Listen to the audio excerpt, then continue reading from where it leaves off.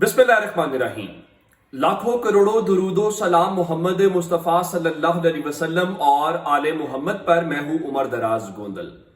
आज पाकिस्तान का निज़ाम इंसाफ जिस तरह से नवाज शरीफ के लिए आज जितनी जल्दी कोशिश कर रहा था उनको इंसाफ फराहम करने के लिए, दूसरे लफ्जों में कहते हैं कि इंसाफ देने पे तुला हुआ था, वो तो आपने मंजर देखा ही देखा। लेकिन खबर इमरान खान से मुतल्लिक है।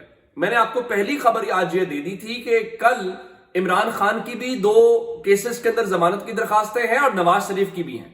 अब देखना यह है कि कल इस्लामाबाद हाई कोर्ट जो है वो नवाज शरीफ को तो जमानत देगी, उसमें तो कुछ सवाल ही पैदा नहीं ना होता कि आप जमानत ना दें, लेकिन क्या इमरान खान को जमानत देने का जो उनका हक बनता है क्या वो करेंगे? असल इम्तिहान ये है। लेकिन मैं आपको असल एक और मामला बताना चाहता हूं जिसके मैं कह रहा हूं कि इमरान खान के लिए पहली बात यह है कि जस्टिस आमिर फारूक साहब की अदालत के अंदर समाअत हो जाती है, लोग इंतजार करते रहते हैं रिटर्न ऑर्डर कब आता है, नहीं आता। आज आपको पता है कि टाइमली रिटर्न ऑर्डर आ गया। और मैं आपको एक और बात बताऊं, जस्टिस आमिर फारूक साहब की अदालत में आमतौर पर फैसला महफूज कर लिया जाता है, कल यह रीत भी टूट जाएगी, फैसला महफूज भी नहीं होगा। एक और बात मैं सिर्फ आपसे सवाल करना चाहता हूं, आपने मुझे कमेंट्स में यह जरूर बताना है, इमरान खान किसके बारे में कहते थे कि वो हमेशा अंपायर्स को साथ मिला के खेलता है, उसके साथ अंपायर्स ना मिले हो तो सवाल ही नहीं पैदा होता वो जीत जाए। ये आपने जरूर बताना है कि इमरान खान का इशारा किस तरफ है। लेकिन मैं आपको एक बात जरूर बताना चाहता हूं कि फिलहाल जो नवाज शरीफ को प्रोटोकॉल दिया जा रहा है और पाकिस्तान के अंदर नया रिकॉर्ड कायम किया जा रहा है, नवाज शरीफ को भेज के भी एक नई मिसाल कायम की गई, नवाज शरीफ को जिस तरीके से वापस लाया जा रहा है वो भी एक मिसाल है। लेकिन क्या आप नहीं समझते कि ये इमरान खान की बहुत बड़ी जीत है? ये इमरान खान के उस बयानिए की जीत है जिसमें इमरान खान कहते थे कि ये बुनियादी तौर पे पीपल्स पार्टी और नून लीग इन्हीं के बेनिफिशियरी हैं, ये सिस्टम को सपोर्ट करते हैं, सिस्टम इनको सपोर्ट करता है। और इमरान खान के बकौल सिस्टम को वो माल बनाने वाली चीजों से कोई जरा फर्क नहीं पड़ता, वो कहते हैं माल बनाना छोड़ें, आप उस तरफ ध्यान दें, इस तरफ ध्यान दें। ये तो इमरान खान की जीत है, ये तो इमरान खान के बयानिए की जीत है। तो आप जितना ज्यादा इस तरह से करेंगे, मैं एक आपके सामने एक जुमला जरूर रखना चाहता हूं जिसको आप जरा पसंद करेंगे। जुमला यह है कि उबैद भट्टी साहब ने लिखा, जब सारे रियासती इदारे आपको इंसाफ देने पर तुल जाएं तो दुनिया की कोई ताकत आपके साथ नाइंसाफी का सोच भी नहीं सकती। अब नवाज शरीफ को पाकिस्तान के अंदर इंसाफ देने के ऊपर तुल गई है रियासत, तो अब अगर वो तुल गए हैं तो फिर इंसाफ तो मिलेगा। तो आप जस्टिस आमिर फारूक साहब ने आज ये जो नोटिस जारी किया, इसकी शायद वो भी जरूरत ना पड़ती, फिर रिटर्न ऑर्डर जारी करके उन्होंने मिसाल कायम किया, इसकी भी जरूरत नहीं थी। वो चाहते तो कल ही रिटर्न ऑर्डर आ जाता, लेकिन उन्होंने आज मेहरबानी की यह काम किया। अब जहां तक ये बात है कि वो रियासत वाली के रियासत के ऊपर, आज बिलावल जरदारी एक जलसे से खिताब कर रहे थे और बिलावल जरदारी जो है वो ये कह रहे थे कुछ भी हो इलेक्शन कराना पड़ेगा। बिल्कुल ठीक है, लेकिन इलेक्शन न करवाने में पीपल्स पार्टी बराबर की शरीक है। पंजाब और खैबर पख्तूनख्वा का इलेक्शन किसने रोका था? कौन उनके साथ शामिल था? अभी जो इलेक्शन आपने ताखीर का शिकार किया है, आखिर मर्दमशुमारी की मंजूरी हुई तो पीपल्स पार्टी भी तो मुश्तरका मफादात काउंसिल के अंदर बैठी हुई थी और पीपल्स पार्टी वाले आज कह रहे थे कि जनाब हम तो इलेक्शंस के लिए तैयार हैं, इलेक्शन कमीशन तारीख का ऐलान करे। और बिलावल जरदारी ने आज से अवामी राब्ता मुहिम का आगाज किया, लेकिन आज उन्होंने नवाज शरीफ के हवाले से कुछ बातें की हैं। वो जो बात हो रही थी कि रियासत वाले हवाले से, उन्होंने कहा कि रियासत के पूरे जोर के बाद उम्मीद है कि इस्तकबाल बड़ा होगा। अब पता नहीं नवाज शरीफ का इस्तकबाल पाकिस्तान के लोग कर रहे हैं या पाकिस्तान की रियासत कर रही है, ये सवाल, इसका जवाब भी आप खुद देख लीजिएगा। आज बिलावल जरदारी ने एक और बात कि उनका एक शख्स की वापसी के लिए इंतखाबात और जमहूरियत को रोका गया। इसका मतलब है पंजाब और खैबर पख्तूनख्वा का इलेक्शन किसी कानूनी मोशगाफी की वजह से नहीं रुका, किसी सिक्योरिटी के मसले की वजह से नहीं रुका, फंड्स न होने की वजह से नहीं रुका।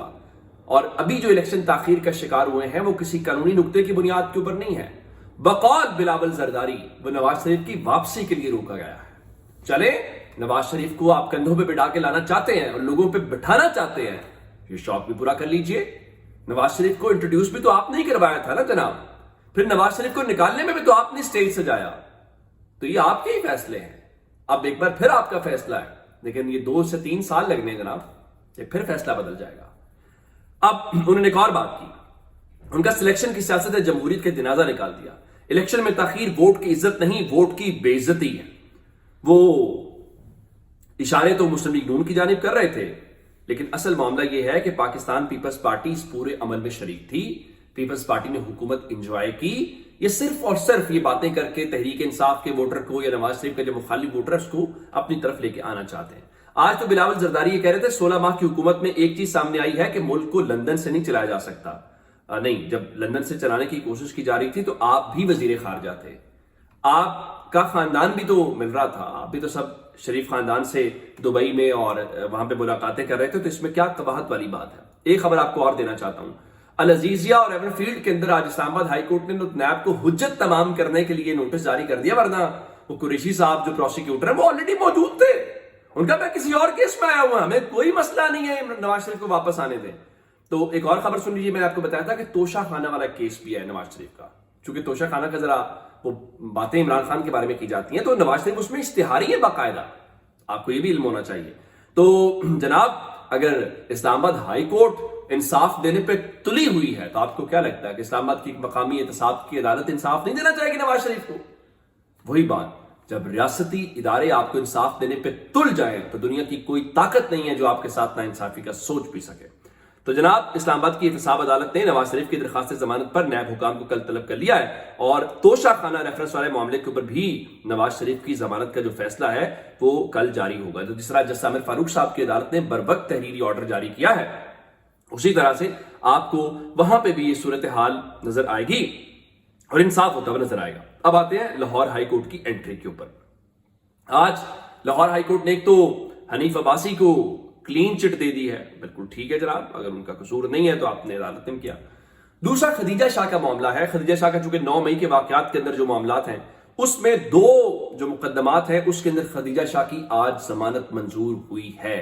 یہ بہت بڑی ڈیولپمنٹ ہے کہ 9 مئی والے لوگوں کو عدالتیں کس طریقے سے کلیئر کر رہی ہیں اور وہاں پہ کس طرح سے چیزیں ہو رہی ہیں۔ جسٹس عالیہ نیلم کی سربراہی میں 2 رکنی بینچ نے ایک فیصلہ محفوظ کیا ہوا تھا اور اس کے اوپر انہوں نے فیصلہ سنایا ہے، اور جو تحریری آرڈر آیا وہ بڑا دلچسپ ہے۔